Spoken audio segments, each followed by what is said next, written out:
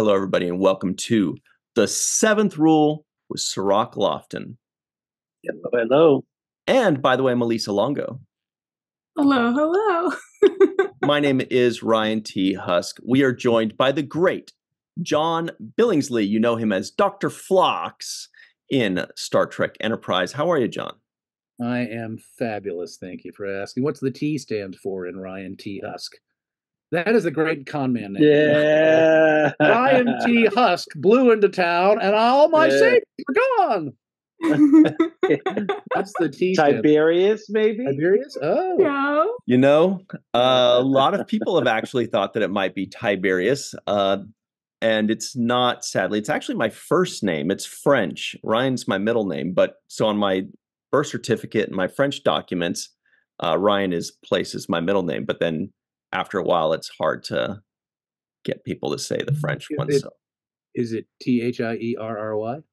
Yeah, one of those kind of names. Yeah, that's half of it. That's half of it, actually. Very good. Half of it. Oh, geez. It's hyphenated, like Jean-Claude or whatever. It's Thierry Gilles. So it's two names, but very good. The psychic John Billingsley. What the heck? I was thinking French name that begins with T that Americans are afraid to pronounce. It's got to be that one. There it is. That's the one. I've never heard an American wrap his tongue around. Terry? Theory? I know. But in France, they can't pronounce Ryan. So it works. It's so weird. Yeah, they go, right, and I go, Thierry, Thierry, oui, Thierry, bien. Anyway, that's not why we're here. We're here to talk about something very important. John, you've got a really cool event coming up for all the great work you do. Can you please talk to everybody about the Hollywood Food Coalition, what you do there, what they do, and Trek Talks? I go back and forth between thinking I should start by talking about the Food Coalition or I should start by talking about the event. I'm going to talk about the event first, and then I'll tell you what the event is for.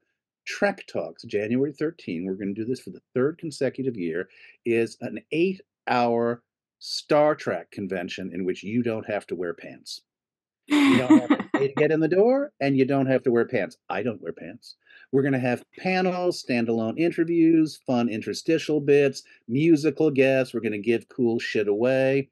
All of it. We've had amazing guests in the past. Scott Bakula, Anson Mount, Jerry Ryan. We've got a Picard panel this year. We're trying to get as many people as we can from Picard Season 3 for an hour-and-a-half long panel. We got Frakes and Gates and Brent and Terry Metalis. We've invited a ton of great folks. We have panels about women in science. We have panels that are honoring Nichelle Nichols' legacy. I could go on and on. A special crossover panel based on the Prodigy / Strange New World crossover episode. Oh my God. To support the Hollywood Food Coalition. And the Hollywood Food Coalition is an organization rooted in Los Angeles that addresses issues of poverty and hunger across the Southland. We do a bunch of things. We serve a hot multi-course meal to all comers 7 nights a week. Have done that for 38 years, never missed a night. Wow. We provide our guests with an array of access to social service organizations who come to our campus. We hand out shirts and shoes and socks and sleeping bags and bus passes and laundry vouchers, you name it. We also rescue 3 million pounds of food a year, which we share with about 130 other small to medium-sized not-for-profits to help buttress and augment their meal programs. Wow. We're trying to provide a form of concierge-level service to organizations that do great shit, like a battered women's shelter, but is missing the food element. And it always starts for us from the perspective of you start with food as your baseline. The famous pyramid of need, first you have to eat. And for a lot of people who may be in a drug or alcohol rehabilitation program, or for kids who are trying to get off the street, if you don't make sure that they've got a place to come to where they can have a really good meal, at least one every day, you're probably not going to capture them as potential clients. Finally, we also work with a lot of other organizations that are trying to look at the systemic problems. There's not enough refrigeration, storage, volunteer capacity, transportation capacity to rescue and share all the food that's out there that could be rescued and shared to be spread amongst the people in need. That's the coalition building part that's really important to me.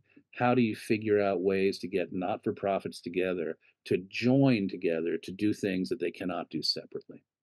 So those are three of our key programs. Working with other partners, what we try and do by providing a great meal every day is sort of play the Bali High game. Bali High, come on, come on, come on. When people come to get a good meal, they trust you, and then you're able to say, I'd like to introduce you to this wonderful drug and alcohol program, this wonderful jobs program, this wonderful legal aid firm, this wonderful housing program. We have UCLA medical vision and dental vans come to our campus. We are probably a year or two away from expanding to a bigger home where we can have some of these partners present all the time. So it would be more of a one-stop shop for people in need to address everything from soup to nuts, and where we would have showers and bathrooms and coffee and quiet rooms, a place to listen to music, a library. That's the dream for me. Mm-hmm. And as a mom, John, you mentioned rescuing or saving food. What does that entail? Is that restaurants throwing away food that's going bad? What is that exactly? Yeah, well, this is to me 40% of the food in America just gets chucked. It happens to all of us. We go to the store, we're hungrier than we realize, we get more food than we need, sits in the back of the refrigerator, then we chuck it. Some of that's not rescuable, but much of it, because restaurants and grocery stores and et cetera always have more than they can actually sell. Much of it goes to landfills, which creates methane, which pollutes. We are part of a vanguard. This is happening all across the country, of social service organizations and environmental organizations that are attempting to say the more we can rescue, the better for the environment, the more people get fed. So how do you do it? We do a lot of the rescuing from grocery stores. There's a recent in California a bill that was passed that mandates that grocery stores and food providers actually save or rescue 20% more than they had been saving heretofore. Wow. The challenge is that bill did not necessarily put money in my not-for-profit's pocket. So it didn't increase my capacity to actually go and pick up that food, or to mulch it, or to process it, or to store it, or to inventory it, or get it out. That's the work that a lot of not-for-profits are trying to do together, and some of it is political work, to turn around and say, you actually need to put some of that moolah back into the hands of those of us who are tasked with the job of getting food from point A to point B. So how does somebody outside of the organization help? Like, how do they find out how to volunteer, where to... If you're in Los Angeles, then you can go to HOFOCO.org. You can volunteer to come in. I came in to volunteer as a fruit salad maker. I was the worst fruit salad maker ever. It took me forever. we heard about it. Yeah. Bad fruit salad maker, bad dishwasher, bad at everything that they actually need day in, day out. But we have people who come in to help our profession. Good at fundraising, though. Yep. I'm good at fundraising. I'm good at gabbing. So we need people to come in and help prep the meal, and then in the evening, serve the meal. As I said, we serve 7 days a week, 5 days in our facility, 2 days still on the streets. We also need people to work and volunteer in the warehouse where the food comes in to be sorted, cold, et cetera, et cetera. My wife and I run another program attached to the organization, which is our Sack Lunch Sunday program. Hundreds of families from all over the Southland make these beautiful multi-element sack lunches. They are dropped off at a nearby church near to our facility, where my wife and I and a team of volunteers will sort them, segregate them, and then send them out with 30 not-for-profit groups all over the city, which is a wonderful way for service providers to have, in a way, a calling card when they go to a homeless encampment. Instead of, here's a granola bar and a bottle of water, it's here's this 7-element sack lunch with a personal note and a handwritten cartoon. Would you be interested in talking a bit about a housing program, by the way? La, la, la. And then I'm a great believer in finding your volunteeristic bliss in your community. This is my volunteeristic bliss, but I always like in this kind of conversation to say somewhere nearby, there is for you your dream organization that you can work with. And you might be able to do some amazing stuff helping it grow, because that's really where I think a lot of energy can be well spent. People who can join a board, who can help brainstorm, who can be visionaries, who can think about ways that small not-for-profits can expand their capacity to help. So I throw that out as an adjunct remark because, in a way, what I love about the Food Coalition is it represents something to me that I think has tremendous potency for everybody everywhere. What you can do in your backyard with the group you fall in love with. Mhm. Yeah, John, you mentioned now a few times about other, the food being kind of an introduction into a better relationship with somebody who's in need.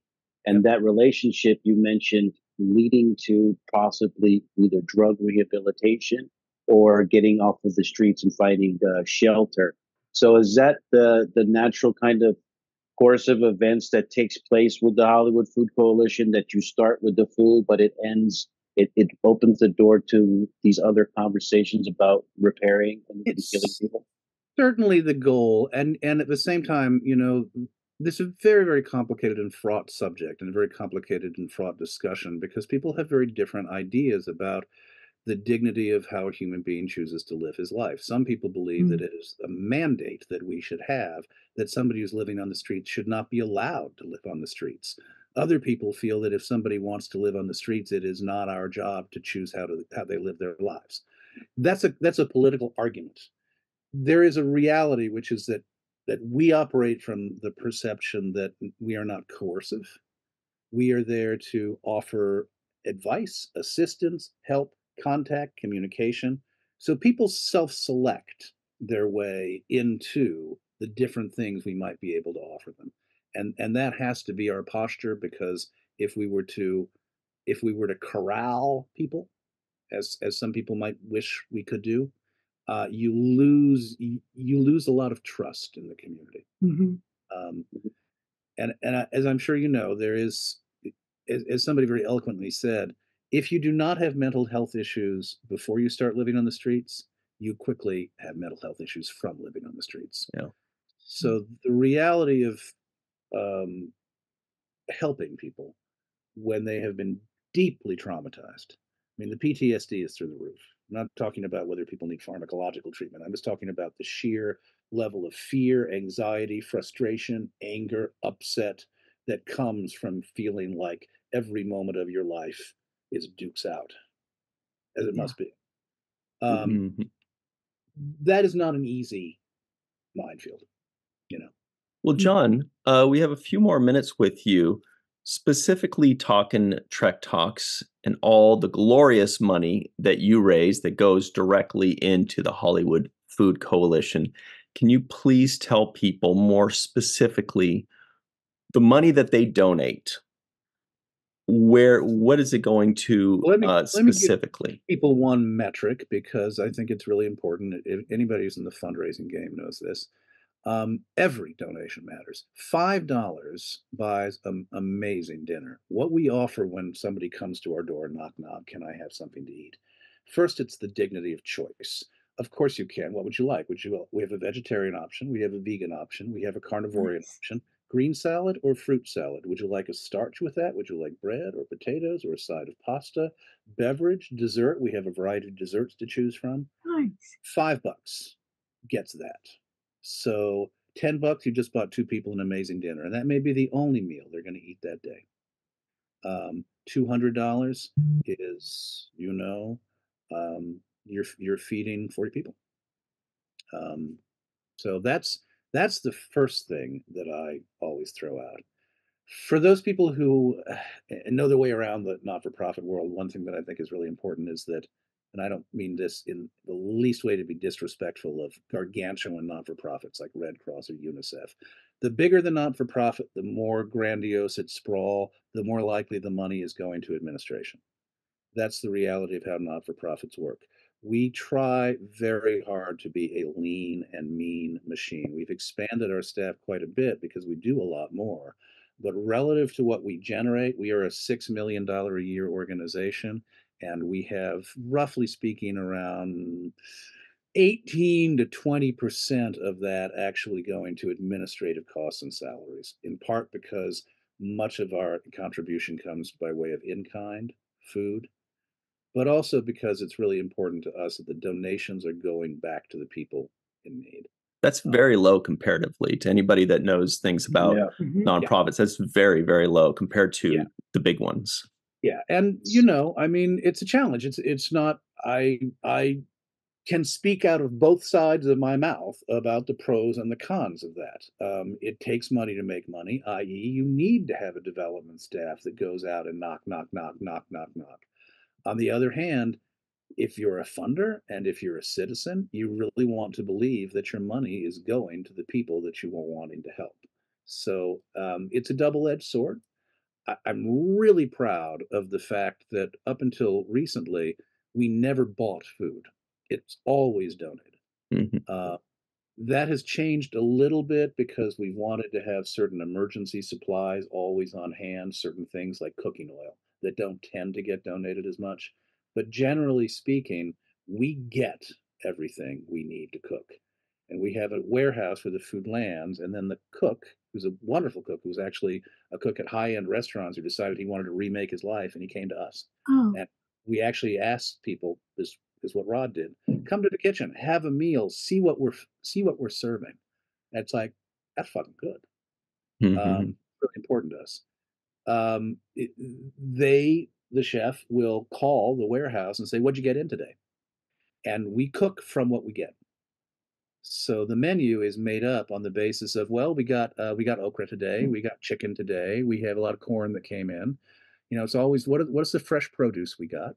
We always have canned goods and shelf stable goods against the possibility that we have a not a great incoming food day. But generally speaking, the food that comes in gets cooked. The food that gets in gets cooked and then gets distributed out to the other organizations we work with. Obviously, the nature of the way food works, it comes in at a time when the grocery store is saying, got to get it out.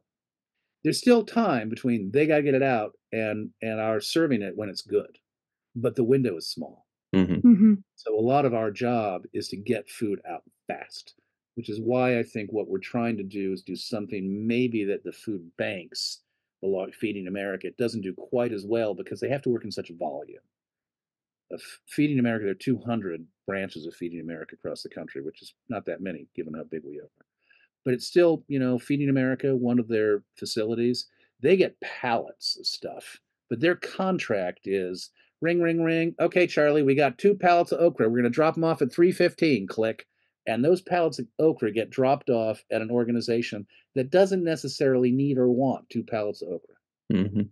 Right. Possibly if there was a guy from Feeding America on, he would argue with the way I'm phrasing that. But, I'll for the sake of argument, there is a reality of how scale works, that the big scale rescue organizations don't necessarily scale to the smaller organizations that we're trying to feed. And that's when you're like, how the food, oh, please. Is that how the food gets out though? So you take it to the warehouse and then process everything, and then it gets distributed to smaller organizations that do the work. It doesn't go like, you don't see a line of people that are in need standing in front waiting for it. It gets distributed. Not outside of the warehouse space. The food that comes in, a portion of which our cooks order, in essence, every morning, will go to our kitchen where it gets turned into the meal that gets served that night. All the other food, yes, it's the relationships we have with about 130 other not-for-profits, and we're constantly talking to them. What do you need? This is what we got. What do you need when you come and buy? Yada, yada, yada. In essence, they're ordering off of our menu for that day, that week. And some organizations, for instance, this is a story I tell, which kind of means a lot to me. There's an organization called Village Family Services. They have a great program for at-risk street kids, but they had no kitchen. They had a battered barbecue grill and a microwave. So, the challenge was, could we get them food that had already been cooked so it could be served? For a number of years, we were actually working with TV shows and film shoots, and we were picking up the leftovers from lunches, and we started bringing them the movie food. So they were suddenly getting, like fried chicken, collard greens, macaroni and cheese, peach cobbler, blah, blah, blah. And the kids were like, what is this? And we said, oh, yeah, that's the food that Meryl Streep was just eating. It was just down the street. So, some halibut. Yeah. Right? From the prom, they're shooting 2 blocks away, and they wanted to share with you because they love the fact that you guys are in this program and you're working so hard to, surprise, surprise, surprise. Suddenly it's like, gee, a lot more kids are coming. Aww. Yeah. I'll have the Chilean sea bass. Yeah. Yeah. Because you think about, like, you're in a program, whatever it is. It's like, it's hard. Life is hard. The program is hard. To know that you're going to get one good meal a day. A good meal. Yeah. A good meal. It's the thing that, we call it the way in. The way in. And I don't mean to make it sound... It's not easy, and it's not, it's not utopian. Sometimes we are like, wish we were getting, we have to, I'm sorry, this is what we got. It's a struggle.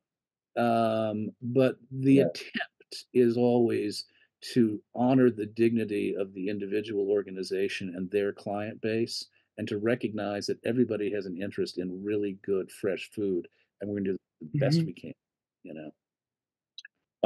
For the Trek Talks, people are able to participate in that free of charge, and then allowed to donate if they want.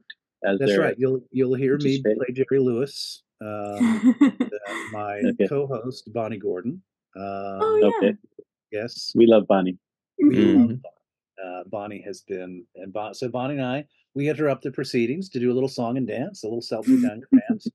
Here's who's donating. How about, wouldn't you? Isn't this cool? If you went to a convention, you'd have to pay a shitload for this. How about making for people who donate at certain levels, let's say $50, we put their name in a drum. And at the end, we draw out the names, and they're eligible to win one of a variety of prizes, such as a night at the Magic Castle with me and Bonnie. We'll take you out to dinner at the Magic Castle. You'll have a high old time, et cetera, et cetera, et cetera. So we try and give little inducements. There is some interesting, fun, pre-recorded sketches, I suppose, musical interludes. The Roddenberrys put something forward. Love those guys. Yeah. And then we tell the Hollywood Food Coalition story throughout. So there'll be small filmed segments or tiny interviews with some of the people who run the Hollywood Food Coalition to kind of, as I'm doing today, give you the skinny of what it is we do and how we do it. All right. Are people able to sign up for monthly donations as well through that Trek Talks event? Absolutely. And here is, for everybody that needs to know that doesn't yet know, Saturday, January 13th, 2024, you can get all the information at trektalks.net. Super easy to remember, trektalks.net. You can watch. It's free to enjoy yourselves. It's free to give money. It's free to share it around and tell all your friends so that they can save some money on marketing. You can market for them and tell all of your friends, share it to everybody you know. You can help. If you don't have any money to give, you can tell all of your friends about it, and they're gonna give some money. You're gonna figure it out, but there's so many ways you can help out. trektalks.net, January 13th, everybody. And I'll throw one last thing out, which is something that has meant a lot to me. Is there have been a number of people who said, I've never been able to go to a convention. Either it's, I don't have a ton of dough, and the idea of this is my wife bringing cat food in, but not for me, for the cat. Treats. It may look like cat food. Treats on a plate. You're all hard. Interrupted. That's quite all right. That's my wife, Benita Friederici. I like to call her the illustrious Benita Friederici. Oh, all right! Round of applause for that. Thanks for helping John get that voice right for the audition. Yeah. Yes, the squawking story. Yes. Yeah. Bonnie runs our sack lunch program, and I told you about that earlier. She has been a rock star for the Hollywood Food Coalition. She and I basically got involved together, and she's really the person who helped build and create the exchange program. So if we're rescuing 3 million pounds of food a year, it has so much to do with her. I didn't rest that much. And I was going to say is the number of people who said, you know, what I love about the Trek Talks is I've never been able to go to a convention. You know, it's expensive. It's someplace la la la la la. This is like I finally understand what the convention experience is like. Obviously, there's not the drinking off the floor with your pals, but it's all I remember. All the panels, all the schmoozing. So what I started saying to people is, well, then throw a party. You can have the convention in your living room with your pals, and now you can do the drinking.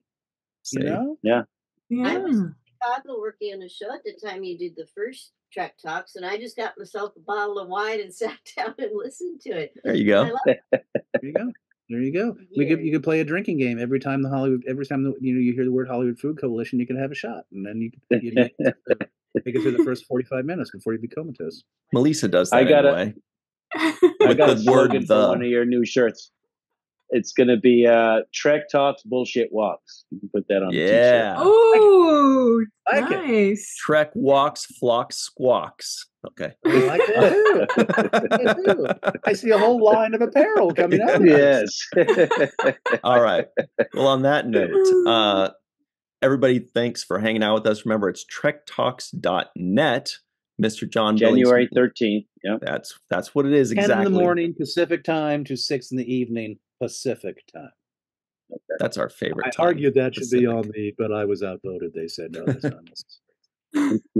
Well, thanks very much, John. We really appreciate you taking the time, and everybody, we'll see you in a few weeks. Yeah.